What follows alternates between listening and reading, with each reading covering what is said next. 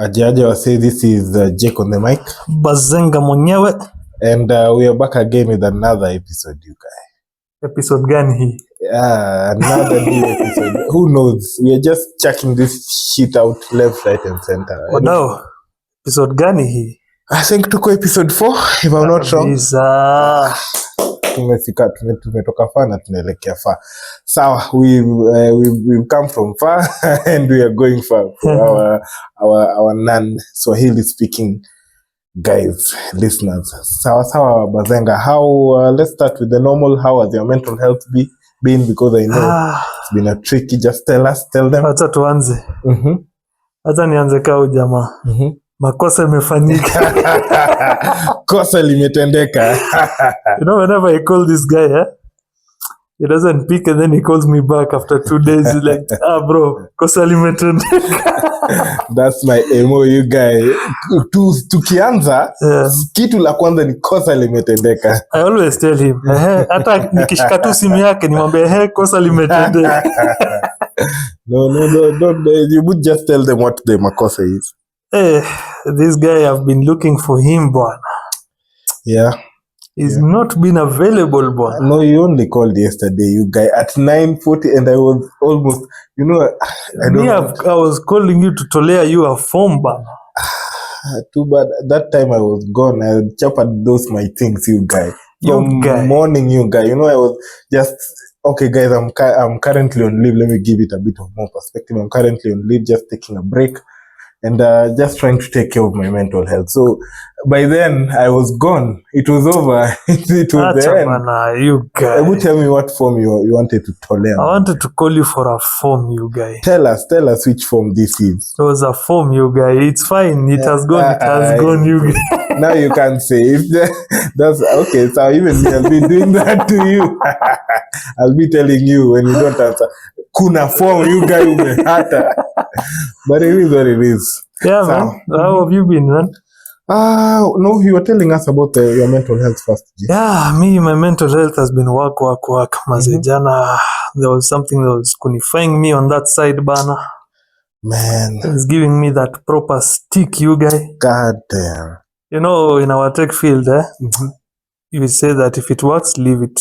Yeah, don't. So I left it. No, that's not your But someone over there had to do something to mess it up. I think it's kind of a mentality, because when you go there, I think you lose some brain cells and then kidogo. Me, I'm grateful for being born in the city and staying in the city. I don't want to find myself in the kichaka, you guys, in the middle of a tifa. Don't even bother. These guys. Tell us. I remember about the Moti issue that you were looking for. I want you to tell them also about it. Even update me, because the last time we talked, Moti has been just kunifying me also. Did the other Moti go? That's the same deal of that 250 G's, man, where I lost it. 250 G's that I don't have, you guy. Non-existent 250 G's. Aiko bwana. I'm sorry, man. So you didn't find another car? Just sticking me up, man. Either I understand. I wouldn't want to be in your shoes. There are so many things just going on at the same time, Maze. But anyway, we said that we'll not complain. We are not complaining. We're just explaining the circumstances that life has, the cards that life has dealt us. Maze. Yeah. You tell me, how have you been, man? My mental health has not been bad personally. I've tuliad vizuri. I'm feeling a bit fresher than most days. Like you, just man. Taking life the way it comes. The story of Pesa is just doing this to us every other day, but I'm just trying to remain positive. Lucky you. I'm lucky. I'm blessed, you guy. Life yako sini easy, lucky you. If only it was, you guy. But it is what it is. So many kids wanna be just like you. Get that Nyashinsky shit out of here. Get it out of here. Whether you've been telling me the way you've been listening to Nyashinsky. Nyashinsky. I saw his trap mapema. I saw what this part was trying to do to me. You caught me red-handed. So I've just been pushing on. What's new? Get into it, man. Yeah, let's get right into it. I wanted us to talk about the June 25th, the Juneteenth doc. Big up. So I wanted to first, let me start with the negative. Not really the negatives. What I saw was strange about it. I think these guys were sort of tiptoeing around some issues. The one thing I really felt bad that they didn't show is when that guy was shot on the street up on their parliament, and then guys surrounded him and started singing the national anthem. I wish that part was in the whatever, in the doc. You remember that part? Yeah, I was there, bro. What the hell are you saying? I was on the ground, man. Were you there singing the national anthem? Me, tuliingia. We went into... Okay, sorry. Tell them. We went into parliament. Yeah, you're the freedom fighter between the two of us. Yeah, I'd gone, Mazia. Wow. Sorry, guys. Let's call it technical difficulties and we move on to... Maze, we'll have to look for a proper solution to this recording thingy. If you guys know something better, tell us. Maybe there's something we don't know and they can educate us. So we were saying about you being the freedom fighter and you being there. So when we were talking about the documentary, I felt like they really did a good job. One of the parts they were saying that they reviewed over 5,000 footages and pictures. I was saying I would want to be part of that research team, you guys. So that you see, from where you're coming from, Yuki-sama, they didn't show the recording of that guy being shot outside parliament. You know, there's no real-time video that's available that is showing him being shot. The fact that they did that research and they found the guy, they found the guy there. The guy who most probably did it. Shot that guy. Is a very good thing they did. Also, the first two guys were shot before we stormed into parliament. The people who made us now get into parliament. Yeah. Because you see, if you watch that video keenly, you as a normal person, you wouldn't even think of that guy kneeling down to take that shot. To direct. You wouldn't have seen him unless someone keenly reviewed that footage 1,000 times for them to capture that frame. That's some top-notch work. Maze, to BBC, thanks to you guys, Maze, you've done us a... Big up. But you see, they just covered, like, I can even say, like, because... These are very small. We lost, like, 30 people almost. That day. According to the statistics that they are giving us, I'm sort of a conspiracy theorist on this side. I feel like we lost a bit more. So, if guys remember... what happened after the whole day, everything, when guys were heading back to Thika Road, because guys were in huge numbers. Then Githurai turned into a massacre scene. We saw that video of that guy. You guys were being shot. Guys were lying down on the road, you guys. The one thing I felt so bad about is how merciless. You remember, like, the guy who was in the... Not the white overall, the guy who was in the DHL, whatever. Yeah, man. He was shot point blank. And you see, he wasn't even the last person. He wasn't even among the last people going. So this guy was shooting into a crowd looking for a specific person. And I was very heartbroken that it was the KDF. That the KDF was... Man, fuck these guys, man. Fuck all of you, man. Fuck all of you. We thought you guys were for us. You see, they are playing the same bullshit like UG. They're playing this. They're sucking up to the superiors. And the funny thing is, we are fighting for your rights. You motherfuckers are staying in kibandas, you guys. 10 fucking houses. 10 fucking. Munachomeka huko ndani, mabibi zenu wana. There is no justification for the current living standards that those cops are. These cops are being treated like rubbish, but they don't want to hear. These guys... But you guys, you know who cops are. I hope nowadays it's different. But ever since I was with cops, were D class, you guys, high school. You see, it doesn't matter. It's fine. You're fucking D class, you're D class. It doesn't matter. Bro, have some brains. Me, I'm doing this for you and your family. That's what I'm telling you. It's impossible for them. I'm not telling you, come join me in the streets. Fuck off. If you don't join. When I'm exercising my right, songa kando, let me don't do anything to frustrate the movement. Why unaweza simama hapo? You know, even that day the only time guys looted ni Sele waliingia pale. Hakuna, what did they loot? My flags. Wale wasewa food. You are talking about food and flags, you guys. You've been fighting there since morning. You're not hungry. Tuko na jam there. Tumekula tear gas. I wouldn't call that looting. The only time looting happened was, I think it was the next day or the next week when we arranged protests again. And then the goons were unleashed on us. And they started looting. So it seems like the Gen Z movement is the one that's looting. Yeah. I don't know whether we can. Do you think we can get another quorum like that? I hope so. I really hope so. One day we will wake up. 100,000 Kenyans in CBD. I hope one day we will wake up and do that thing again. Kuna siku youth wataungana. I really hope because you know, kwanza lately I've been seeing this guy for Burkina Faso, you guys. Traore our this guy. You know what happened? I saw a video on X. Guys in France wame match you guy in support of this dude. God damn. You see, when something is right, something is right. You tell me. When something, what to see what jinga? When something is right, something is right. He is hands down, he is the most important guy in Africa as we speak. Hands down, you guys. For the liberation of Africa. Hands down. Hakuna all these other motherfuckers out here. And that dude is inspiring us now. One day we will conquer. Kuna siku, there is a day. We are not trying to incite people, we are just trying to call shit out. When something is wrong, something is wrong. Tusidanganyane. Bro, mimi sasa niko na psych you guys. Tupatane tao guys. Man solo you guys. Our 16 subscribers tupatane tao. But anyway, I'm really encouraged by that day. That video, why nimesikia vibaya ni that video ndio polarize like nothing else. We are still killing us and we are still going to come in. Mlifikiria sasa umetuua. Mnafikiria sasa tuko sawa? Ati tumetulia, we'll never. And you heard that guy telling his guys that kill them. Maliza. Ua.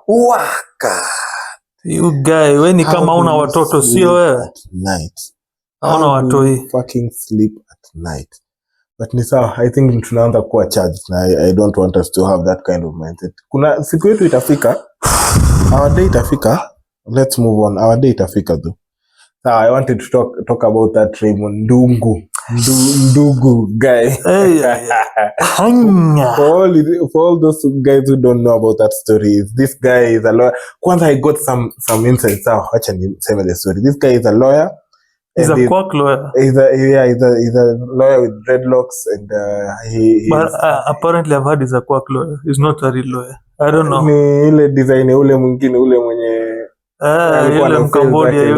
Cambodia sio? I'm not a tribalist.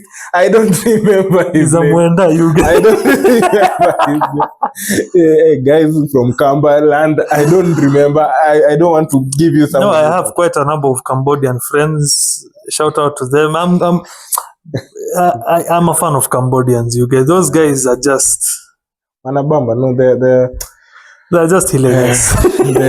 Wame try. So this guy was sijui kama he was being given a BJ ama nini. His wife his girlfriend. Plus 18, YouTube, just do that thing. Just umad the key, you guy. Chewed it and fucking swallowed it, you guy. Damn. You remember the joke we were saying that this guy he released a press statement saying that I'll never again date a single mother. And we were like, who are you going to date? What are you dating? But single mothers are red flags. You guys, come on. Kama if the dad is not dead, then that's a red flag. For sure. Nakama I'm a daddy.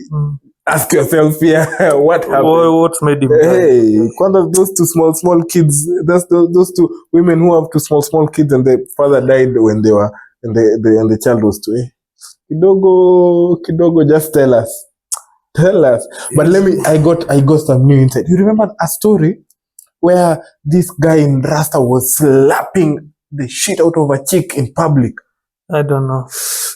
So walikuwa kwa hoteli, they were in a like hotel hivi, and they were like they had 2 other people together, him and his wife.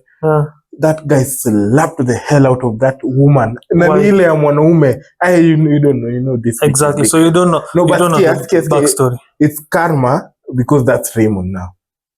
That Raymond is a known abuser, you guy. He beats his wife. Na si zile za ati wewe ama hivi, you guy ni ile ya mwanaume. Unaona zile za slapping competition, those kinds. So apparently this guy is an abuser. And guys were saying that it's karma, you guy. Sasa obviously the chick got into it knowing what she's getting into, so yeah, it was a person. You see, there's one thing that I was told by a friend once upon a time. 2 people who share a bed, usiwaingilia stories zao. Today they will fight, they will argue, and tomorrow they'll just turn their back on you. Wewe utakuwa tu hapo ukijishanga, what did I do? God. Sasa mimi nikisikia he slapped his wife, the key is beaten or whatever. No. That is just. But if the Murima babes number one we've had it from these Nyeri women, you guys. Transformer, you guys. Cut a transformer. God damn. They are cutting the transformer of the man. Na zile stories za kumwagilia maji moto. Unacheza ni. Kuja ukiwa umelewa, you guys unajiekelea. Akwambia wewe unakuja bila food. You're coming without food. She goes and boils. And then I heard that chick was diabolical. She went and added salt and some oil to the water so that the boiling point becomes more than 100%. Guys, those Murima babes be diabolical. And then you tell me nitafute Kikuyu, you guy. No, they are the finer things in life. There's nothing comes easy, you guy. You have not been with Cambodians, you guy. Nothing comes easy. But anyway, it is what it is. What did I want to tell you about that Raymond guy? Imenipotea nikikumbuka, I'll let you know. So the other day, while I was coming on Tuesday, when I was coming to job, I found nimeingia hivi mats haiko imejaa, alafu naona unajua the way people always elewa the way people who stay in the huku ndani kwa dirisha, so the only place you can sit is an aisle seat. Okay. So nimeingia na boys fulani amebebana na mizigo, akaingia yeye pia kwa akona seat. So mimi nimeingia tu nyuma yake, I look up, you guy, I see just 2 small chiles, you guy, in uniform. They were just looking at me funny, on a smile, you guy. Do you know nili have kungojea umse akai vizuri, as in he sets his shit vizuri ndo nikae hapo na, because he ain't gonna catch me with a minor, you guy. Oh, they were sitting like behind or something? No, you see the window seats, they were sitting each seat behind that guy had like a high schooler with a uniform, you guy.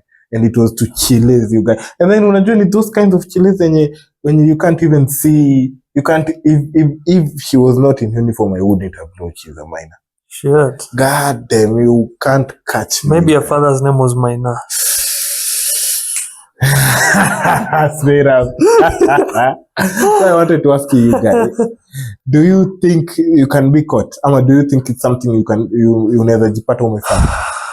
Mimi first of all, siwezi jipata kwa matatu. I can't find myself in a matatu, you guy.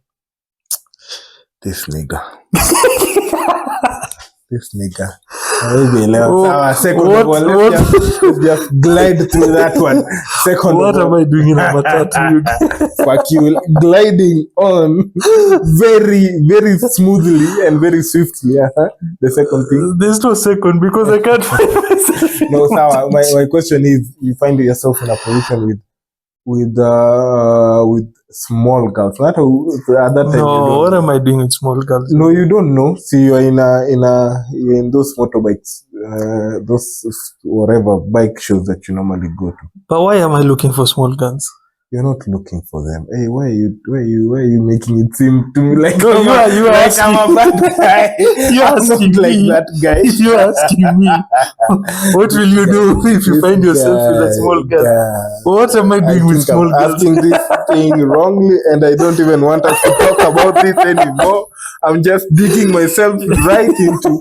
But you guys, I'm really afraid of that pedophilia shit, you guys. But you guy, there are so many women out here. If you really want no, but you don't know. The thing is, you don't know that they are minors. You think that they are, like, I had this other story of this football players. They are Bayern football players. Two of them went and fucked the same chick. Kumbe, one fucked the chick when she was 14. The other one fucked the chick when she was 16.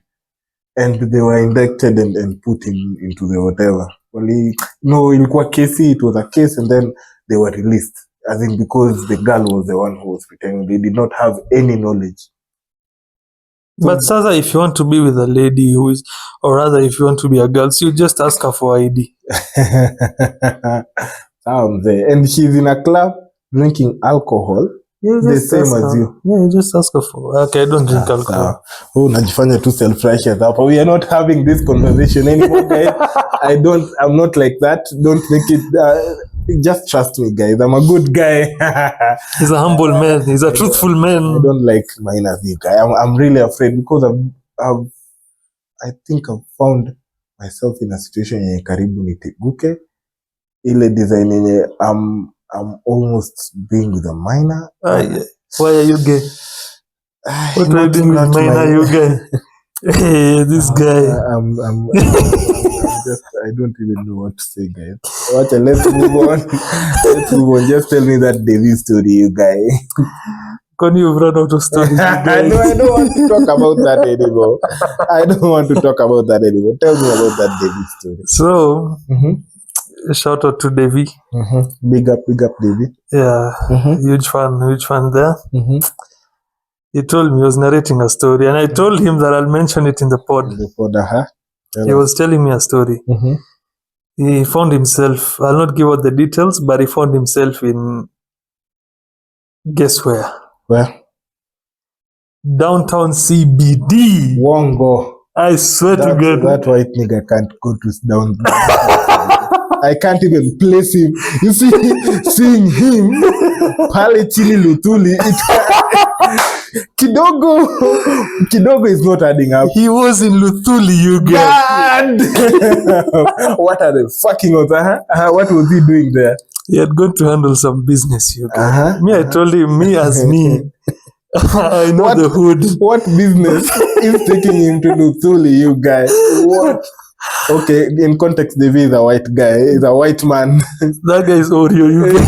Inverted OREO. That's what he calls himself. Yeah, he can say that. But the first thing you see when you see him is clearly this is a white man. He's a white man. And he looks like an expatriate. Yeah. He definitely is. You see, when you imagine an expatriate, you imagine Devi. Yeah. So what was he doing in Luthuli, you guys?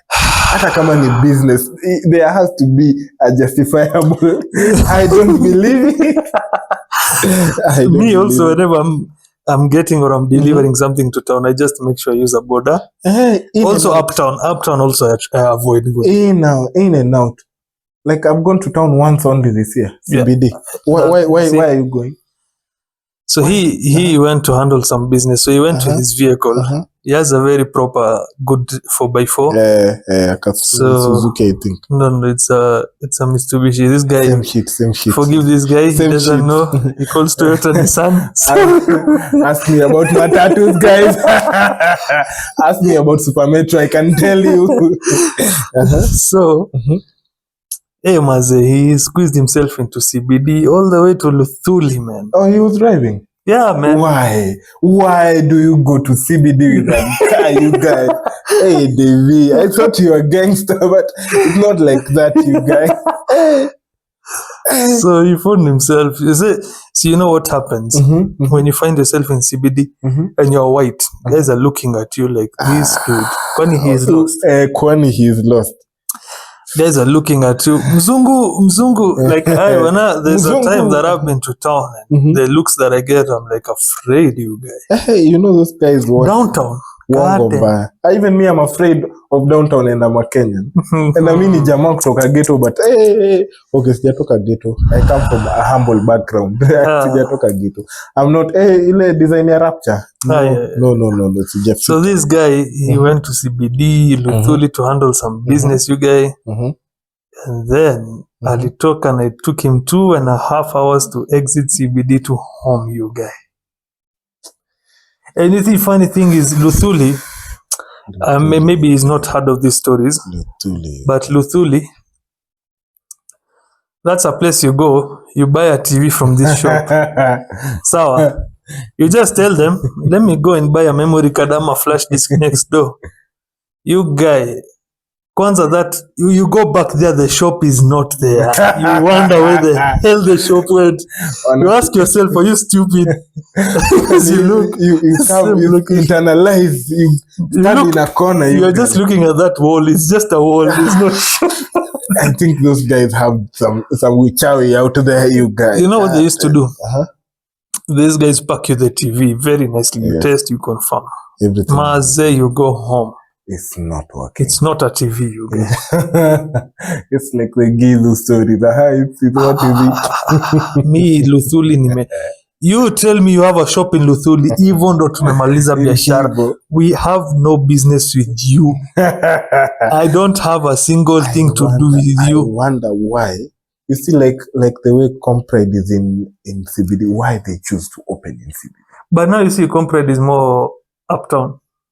It's Jamia. Bado ni CBD. Yeah, but it's still Jamia, you guys. That side is a bit better. But you see, most of the businesses run in CBD. Like not banks. Nowadays, if you have the luxury, you don't go and open in CBD. If you have the luxury. Yeah. But in Kenya, who has the luxury? It's very few people. No, you can, I know. Okay. The company where my sister works in, they're just in an apartment somewhere there. An apartment in Kilimani, you guys, and it's good enough. It's good. It gets, you see, like the offices that are just, not the offices, the houses that are just opposite where we are right now. Yeah. I saw that one of them was an office. See, we have seen plenty of times the Starlink thing. Yeah. So I don't see why you should force yourself to go to the central business district. No, I think for CBD, it's more, nowadays, yes, guys are taking up offices in Westlands, all over the place. Sorry guys, there's Abdul looking nigger right here riding. But I heard the last time they didn't even hear it. Yeah, it wasn't audible. Okay. Yeah. So, talking about you're justifying opening a business in CBD. You see, it's like nowadays people have the luxury to move to Westlands, outskirts. Most things are online nowadays. Yeah, but CBD used to be the hub. Or rather, listen, it's still the hub. Like, you tell me one thing. If you just want to set up, let's say, a business or an IT firm, or you're setting up a school or something, whatever it is, which place will you visit to get everything, like in one area? One-stop shop. Yeah, CBD. Exactly. But in the days of online, you guys. No, you see, and even as we normally order things here at Westland, and they come from CBD, because it's just a matter of paying 300 shillings is not worth me going down there. But unless it's something I have to check. Like the other time we went to hand that guy to give us our money. But unless it's something like that, catch me dead. Catch me dead, you guys. I think I want to start doing. Goddamn, I'd forgotten today is my sister's birthday. Goddamn. Shout out, Joe. Happy birthday. So you can't catch me there. Is she watching the pod, first of all? I don't. Why are you giving her a shout out if she's not watching the pod? Hopefully she will watch. You know, these things remain forever. To me, a link, a watch pod. Kwanza send her this specific part of you saying happy birthday. You'll tell her, I've wished you happy birthday. Straight up. On an online platform. What other gift do you want? This birthday will last forever and ever. Every time, this is like, use it for all your future birthdays. When you wake up on 1st of May, just go to YouTube, go to the you see, there's in YouTube, there's a feature where you can copy the link. I know, starting from this, I know. So just click this link. But so I'm actually remaining with only one story. Let me do it, and then if we get anything else, we'll continue. You had the story. I don't know whether we talked about it. The first all-female flight, it's not flight. They went to the outer space. The first all-women, whatever. Did we really talk about it? No. What do you think of it? Did it come back?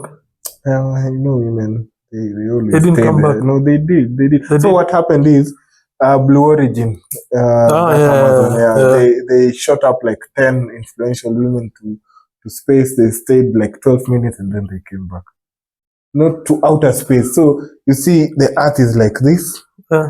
What I had the analogy that they were using is, just like when it's an apple, like less than a centimeter away from the apple, the radius. That's where they reached, and then they came down. And then Blue Origin blew that story up, saying that that it's the first all women flight to outer space. They should have gone and stayed there. And then even Oprah was there crying that, oh, She went to I space. can't know. She was there receiving them and sending them off. It was Kina Katy Perry and some other nondescript bitches. I don't know them, so. So what guys were saying is that this is not the first time women have gone to space. They're making it. They're trying to market it as the biggest thing that has hit. But is going to space, has it become like a standard, commercially viable? Yes. Like if you want to go to space, is it just you going and fly? No, I just go fly around there above where I can see the horizon of the Earth, just see how blue it is, and then come back down. That's it. 12 to just like the blue ocean thing that went down, something like that. It's just a tour, space tour. But don't you think we have skyscrapers that are like the Burj Khalifa, something of that sort? But you see, the Burj Khalifa it's not as tall as you might think it is. But if you go up, so you can see the world from. No, you can't see it the same way. Not the same way exactly, but. No, but I get what you're saying, but I feel like it's a no. It's a no. I tell you why. Because where they went, they escaped the Earth's atmosphere. They were at a point like near where the IS circles the Earth. But is it something you would do? Yes, for the fun of it, I'll give them I think it's around Kenya shillings. I'm just spitballing here, guys. I'm not sure. I had it some time back. I don't remember. Like almost 5 million Kenya shillings. So it could be even more. Just to go up there? Sure. Why not? Why not and go and see the Earth? How is it helping you? No. Why? For what? Why not? Why? Why not? But why though? Just, okay, is it like, let's talk about it, things like bungee jumping, like skydiving. Are those things that you would want to do? For fun, yeah. Yeah, even okay, for fun. But the price is exorbitant. It doesn't make sense. I think the issue you're facing right now is poverty mentality. No, it's not poverty mentality. No, if you have the money, why not then? But you can have the money and utilize it in something else. That makes sense. No, but you see, when you say like that, it's the poverty mentality mindset, because I tell you why. I'm from goddamn Africa, right? That 5 million, instead of me going and enjoying myself going up there, why can't I use it to empower someone or to build a hospital? Not obviously, hospitals are not built with 5 million, but maybe I can put up something. And it's not a poverty mentality, because you see, that thing will live beyond me, right? Yeah. It's not only going to serve me, it's going to serve. You see, if I was from Europe, that's another thing. But I'm from Africa. I've seen the poverty that's around my people. I've seen poverty that's within my you can see just from your window, you guys. You see, so why would I spend 5 million, even though I have some countless cash in my bank? Why would I spend 5 million to go to space unless it's benefiting me in some sort of way? It gives you euphoria. It's just for fun. And the other thing is, you can't save everyone, even if you have all the money. But even if, you see, for me, I'm taught if you save one person, it's like you've saved the money. Yeah. And don't you think even the way we are right now, me and you, we are, because as I've said before, I feel like my purpose in this earth is to change the lives of everyone around me. So you see, so by that virtue is, if I have the money to blow 5 to even 10 or even 500 million, to blow that money for me feeling euphoric, I'll take the chance. I'll take the deal. Well, that's your perspective. That's how you see it. For me, I feel like there's always someone who needs help somewhere. So why not? As in, what? I don't see any benefit that it will give me apart from feeling, yes, I went to space and I came back. but I don't have like a long-term benefit that I'm facing. I've thought of something funny. You're giving me the vibes of that nigga. That nigga who's in jail right now. He's out, you guy. No, not this other nigga. The nigga who refused to pay 50 million. Yeah, but no, that's fucking stupidity. That's that's the energy you're giving me. No. What? I thought was No. Ferdinand. Yeah. Waititu. That guy is stupid. He's stupid. For me, what I'm trying to say is, yes, you see, like if I have 500 mic, right? I will use, let's say, what will I do? I'll get myself, let's say, a luxury plane for the sake of it, for the hell of it, right? And then I'll spend that money by helping other people, right? That luxury plane was going to help me fly from here to there. I'll not be flying with you people anymore. I'll be flying solo. Right, doing things that can, like when I sit down, I'm like, okay, I have that from that, I have this from that. Not that I don't. It's not an experience. And Kwanzaa with Blue Ocean. See, they're the same guys who sent that Nini. No, I don't think they're the same guys. They're the same guys. No, they are not. It wasn't an Amazon product. It wasn't this bald nigga, what's his name? It wasn't his product. It was just a startup. That was a submarine that went down. Yes. Tafuta, you guy. You can search. It's Blue Origin. What is Blue Origin? No, just look for Lost Submarine. I don't know. Lost Submarine Company. No, just look for Lost Submarine and then you'll get the company. Submarine, but I don't think it's the same. I used to think it was. This thing, that I don't get that. When was it? When did it happen? Around 1.5 years ago. No, more than that. 2 years ago. Crashed submarine. 20. Just type 20. 2023. Okay, 2023. Sorry, guys. This guy has to. Ocean Gate. So you see, Ocean Gate doesn't belong to Amazon. Ocean Gate owner. But they ran out of business. Former CEO sadly. Whatever. I have another point. You want to go to space when Elon himself has not gone to space. Stockholm rush. Yeah. It's not. I've confirmed. It's not. Yeah, it's fine. But that's what I'm saying. It's like you're willing to risk your life because these things are bound to fail. I feel like we risk our lives every day just breathing, you guys. No, that's okay. It's fine, but make it make sense that someone who's the founder of this company has not gone up there or something of that sort. Why is he using you as a guinea pig to fly? But that guy that guy from Blue Origin went to space with his own girl, and he went with some other Warren Buffett, not that old nigga. There was, I'm forgetting the name. It's fine, whatever, man. Yeah, but it's just, he went. I think everyone is entitled to their own opinion. You see, the same thing that I feel. You see someone like Traore, even the president himself, right? Actually, that's even a good thing because African presidents, they have so much money in their accounts. Yeah. They have so much money they control at their disposal. But they choose to be selfish and use it on themselves and their families and their people instead of helping the people. Yeah, they're close-knit group, not all the people. Yeah, close-knit. So I feel that's the same mentality, the same vibe that I'm getting from you. That once you have the money, spend it on yourself. If you're willing to burn 5M or 10M just to fly up there and come back, okay, I don't know, man. For me, I guess I have a different mindset. Yeah, you don't look at it like that, but it is what it is. Yes, I would buy fancy cars. I'd buy a fancy house. I'd buy a fancy jet.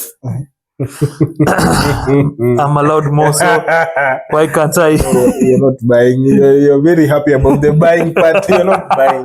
You're quoting someone. But I know. I can have a good lifestyle, right? I can buy jewelry. I can buy watches. I can buy kicks. I can buy whatever I want. But as long as they add some value in my life. But if it's not adding value, then I don't see how how me going to space and coming back will add value in my life. It's not that it'll change me. It's not that. Heck, I can go and buy a penthouse in one of the tallest buildings. Pale GTC where you like. You see? Yeah. So I'll still have that lifestyle. But anyway, as I said, it is what it is. It is what it is, man. I'm out of stories. Do you have anything? Man like Cairo is out. Don't come for me, Cairo. It was all jokes, Cairo. But I've seen he's out. He has toned it down. I think he's still processing the jail, the rumande. But nimeona kiburi bado iko.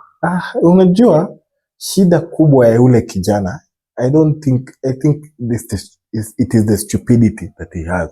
Yenye anabebana nayo kwa hiyo akili yake. I don't think hiyo prison ya wiki mbili itaitoa. Kwa wiki mbili you get. How long was it? I think it was close to a month. God damn. So hata sasa hii inafika 3 usingizi na mgonga mbaya. Anaanza kuioni you guy.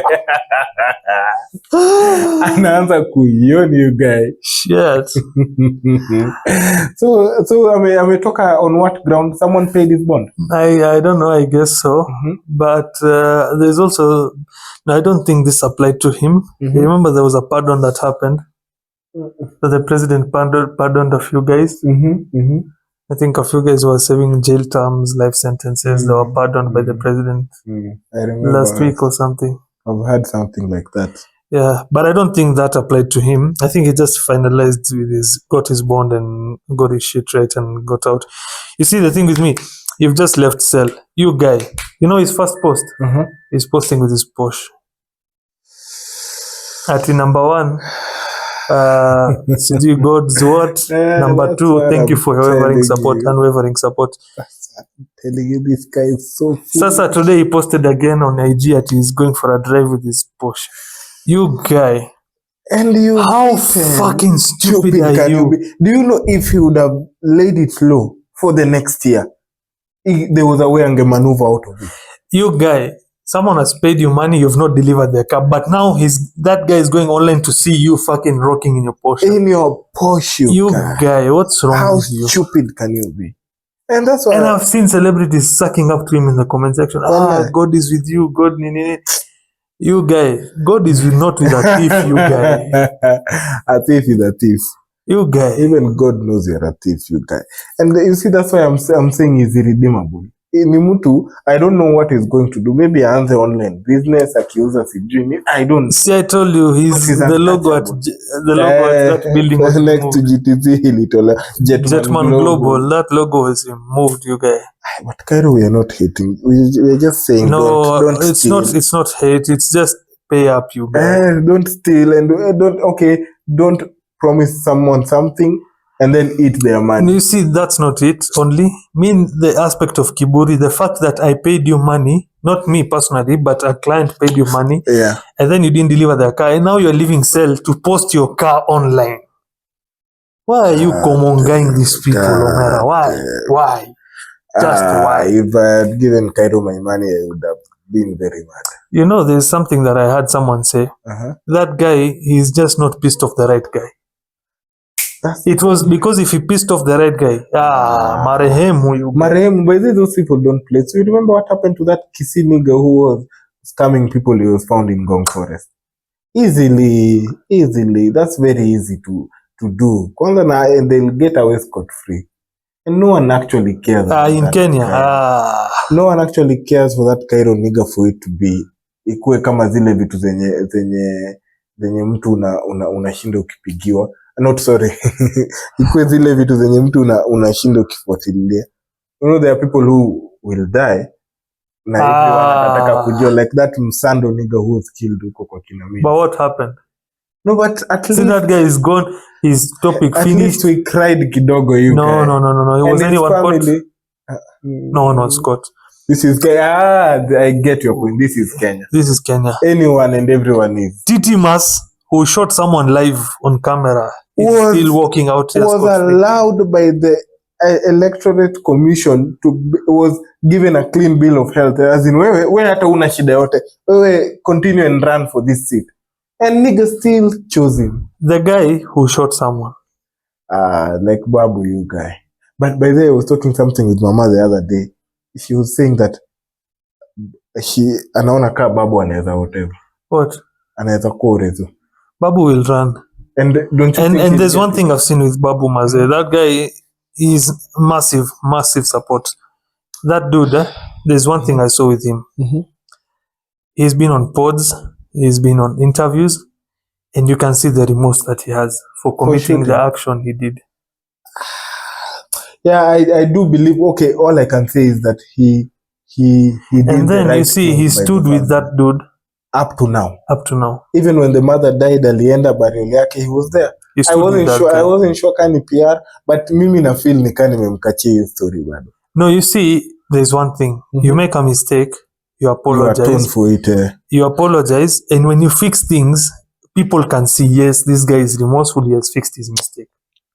It's something that he regrets, that because even when he did that thing, ile damu moto. No, I remember. Because you have the fame, you have everything. He seemed stressed at that time, and then that DJ something came and started reading whatever. So, because I've seen quite a number of interviews, and that guy is remorseful. He doesn't run away from that topic. When they address it, he takes it like a G. He's like, yes, like shit happened, and this and this and this. I'm sorry, or whatever. On this other hand, Kahalifu mwenyewe is just out here. Oh God, okay, let's not compare the two. I get. Sorry, Babu, you are not that nigga. Ooh, Jamaa, you guys. Kahalifu is just saying, no, God is fighting for me. God is testing me. God is trying me. The worst thing is that he never addresses those allegations. He never tells us his side of the story of where those cars went, that money went. He never says anything about that shit. He just gets onto the net and starts to sing us left, right, and center. Ana to see you guys. Sawa Babu, sawa. I've seen you've changed my mind about it. I've seen. Yeah, actually, I'm going to give you a chance by the way, because I honestly feel like you have that ukona ile gusto ya ku fight for people. I really respect that. After he killed that dude, he just went, and then nowadays he still comes on board, starts saying things like, "Oh, this government, oh, you people, you're not giving the government time, this and that," and you've just like killed someone, you guys. There's no remorse, you guys. There's no, and okay, sawa, Apple, you've sold me, Babu. Okay, I really think he can be a good leader. Babu kwa sababu. Babu kwa sababu. And if he runs, not this guy for dimples, Which guy? This guy who does like this, the guy who has dimples. Anaitwa Madocho. Atana na huyo. Si Madocho. Mimi nakwambia huyu jamaa wa Kanairo. Your governor, you guy. I hate you. The Sim2 fella. I hate you. God damn, it's a Sim2 fella. Oh, dreams. Do you know it's one of those things when you unasema, it makes sense. It makes sense. I can see that. Oh my God, he plays for the other team. Allah. Yeah. So, do you think in relationships who's the man? Is he the man? Don't even. Is he the one who bends over or is the one who bends the other guy over? I didn't know he was a Sim2 nigga. Nigga Sim2. Makes sense. Okay, it's allegedly. No, but anyway. Nowadays you have to say allegedly because you'll just we'll find ourselves in court being sued for the served. And he's suing us for 5 million. We'll have to declare for bankruptcy. Where is that 5 million? Okay, allegedly he plays for that's what I've heard. So I don't know. Nilikuwa na beef na yeye sana. I have a lot of beef with him because he was that guy spending Nairobi's taxpayers' money to go to Seychelles and apparently there was a video that I saw. One of the real estate companies in Dubai. I don't know if you saw that video. There's a guy who closed a very huge sale. I don't know if it was $12 million or what exactly. Or I don't know. So the guy was asked, "Where is your client from?" He said, "From Kenya." But that's what these politicians do.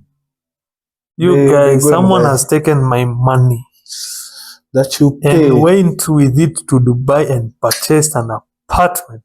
God damn. An apartment complex. That being said, I saw Kihika came back with 2 children. Fucking children, you guy. What children? That guy is a danguch, you guy. Fuck you, Kihika, man. You don't. Me, I feel like it should be mandatory. If you are a Kenyan politician, you have to use Kenyan systems. No. You are using your local hospital where you are from. Where you are representing. Bas. Ukishikwa tu emergency umefaint hivi tunakukimbisha kidogo Nairobi hospital tunakutafutia chopo uende Bondo Nairobi hospital anaflaishwa huko. Immediately. There is no using Nairobi hospital. You use Nairobi hospital if you are around Nairobi hospital. It's sad because now her children have, okay, it's not sad. I feel like it pisses me off because now her children have US nationality. You tell me, you guy. And us, we are just here. Those children that she came with. The twins. And I wonder, she's a dangu. The children she came with, they were treated well wherever they were when they were born. You guy, tell me how many kids from your place are suffering who don't have, how many mothers are suffering who don't have proper care when they go and give birth? Who don't have, the kids don't get proper care when they are born. You know how much it is to kuzalisha mtoto in Nairobi? In hospital? No. 250. You see? 200. Wewe ni siku gani umeona 250 hivi? When was the last time you saw 250 cash? Utaitoa wapi? Where will you remove that money from? If you don't have insurance. That shit pisses me off, you guys. Me too. You are going to stay told to give you mother father. Are you kidding me? Are you actually serious? There is no hospital in Kenya that could. And you see, the fucked up thing is, these previous generations, they are fucking bastards. I'm sorry, but they are bastards. Why? The millennials. Why? They are the same people who vote for these people and put them in those positions. Nyinyi hamtumia akili, buruendo kitu mulisema hamtatumia. We really should have that voter literacy class being taken seriously. But do you think anything will happen? Because in this country of ours, like 90% of the people vote along tribal lines. Up to date. And I think that's why Africa is so behind.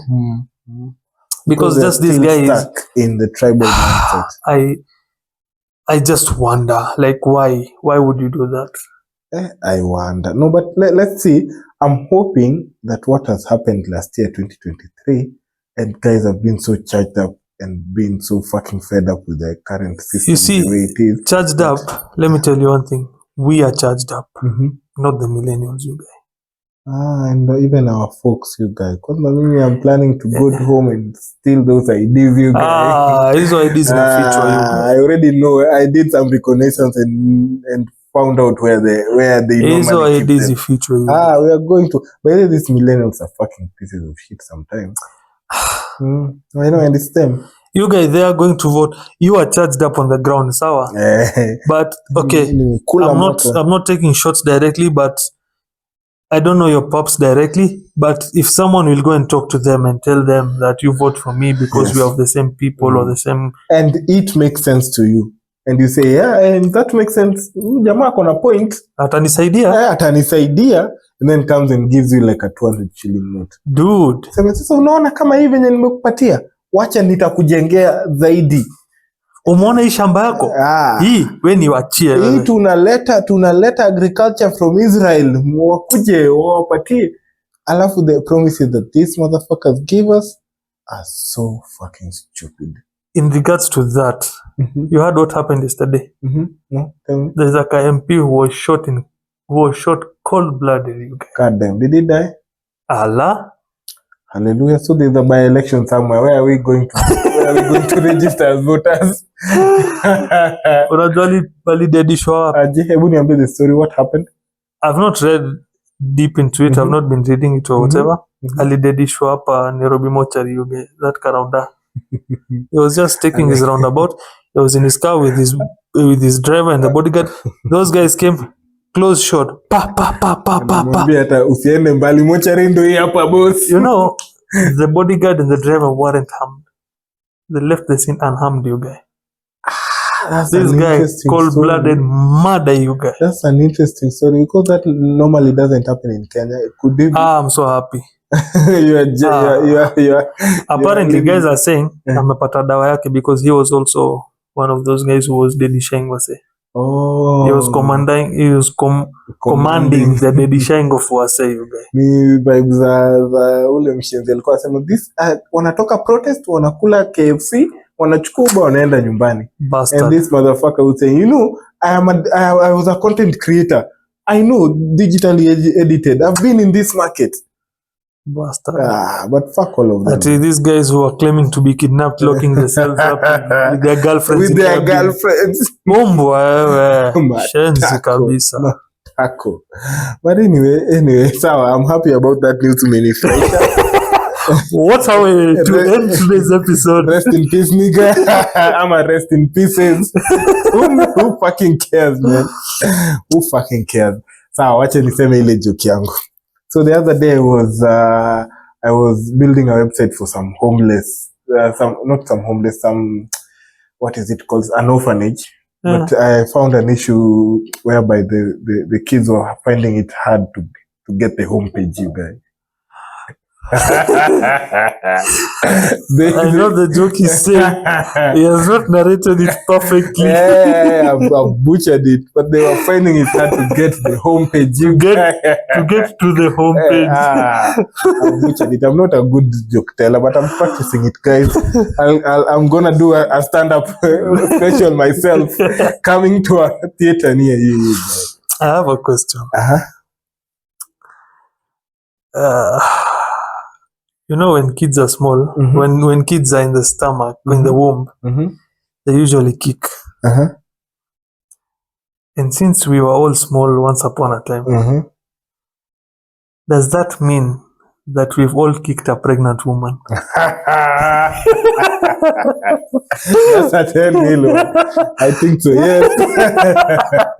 So we are all bad people. So Ama, the thing is, it's right to kick pregnant women. It's a wrap, guys. Hit the subscription button, hit the notification button. Tell a friend to tell a friend. Like, subscribe, share, comment down below. Until next time, it's the two wise. Adios, guys, you guys. Adios. Adios.